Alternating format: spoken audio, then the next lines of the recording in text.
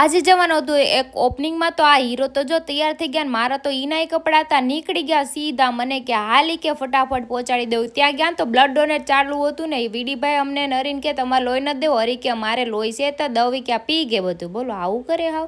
અને પહોંચી ગયા DWEમાં. ત્યાં જઈને બધું વિઝિટ કર્યું ને ખાઈ લીધું મસ્ત મજાનું આઈસ્ક્રીમ. હરીએ પહેલી વાર આઈસ્ક્રીમ ખાધું અને મને તો એવું ફીલ થયું કે હું આ ક્યાં આવી ગયા, USA આવી ગયો હોય એવી ફિલિંગ આવતી હતી ને. જો અમને બુકે આપી દીધું ને. આ છે મારો ફ્રેન્ડ નિક, એનું જ છે આ. તમારે જવું હોય તો એકવાર વિઝિટ કરજો.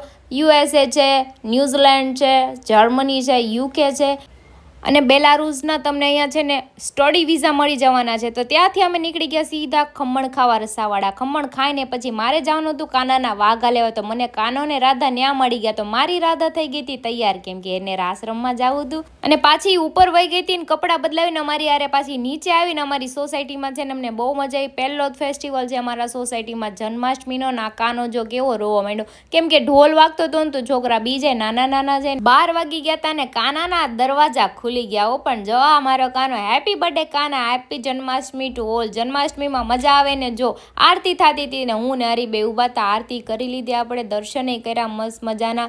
અને કાનાનો બર્થડે હોય ને આપણે આપણા કાનાને આરતી કરવી પડે ને. તો હું વહી ગઈ ઉપર, એને દીવાબત્તી કરીને પાછા આવી ગયા નીચે. મટકી ફોડનો કાર્યક્રમ હતો. અમારી જન્માષ્ટમી તો અહીંયા બહુ સારી હતી. તમારા ગામમાં જન્માષ્ટમી કેવી હતી મને કહેજો.